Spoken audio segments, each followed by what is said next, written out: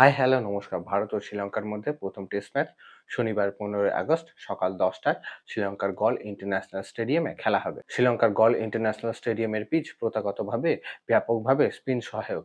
এখানে স্পিনাররা দারুণভাবে সাহায্য পেয়ে থাকে। প্রথম দিনে ব্যাট করা সহজ হলেও সময়ের সাথে অসম বাউন্স ও স্পিনের দরুন এই পিচে ব্যাট করা কঠিন হয়ে দাঁড়ায়। এই পিচে নতুন বলে ব্যাট করা সহজ হবে। এই পিচে কম বাউন্স ও বলের গতি মন্থর হতে পারে এবং স্পিনারদের আধিপত্য দেখা যাবে। গল ইন্টারন্যাশনাল স্টেডিয়ামে এখনো পর্যন্ত মোট ৪৯টি টেস্ট ম্যাচ খেলা হয়েছে, যার মধ্যে প্রথমে ব্যাট করে টিম ২৬টি ম্যাচ জিতেছে। শ্রীলঙ্কার গল ইন্টারন্যাশনাল স্টেডিয়ামে টেস্ট ম্যাচে প্রথম ইনিংসে গড় রান হলো ৩৭৫, দ্বিতীয় ইনিংসে গড় রান হলো ৩১২, তৃতীয় ইনিংসে গড় রান হলো ২৩৯ এবং চতুর্থ ইনিংসে গড় রান হলো ১৫৪। শ্রীলঙ্কা গলের আবহাওয়া রিপোর্ট অনুসারে গলে বৃষ্টিপাতের সম্ভাবনা রয়েছে, সুতরাং এই টেস্ট ম্যাচে বৃষ্টির কারণবশত ম্যাচে বিঘ্ন ঘটতে পারে। শ্রীলঙ্কার বিপক্ষে প্রথম টেস্ট ম্যাচে ভারত ৩টে স্পিনার খেলাতে পারে।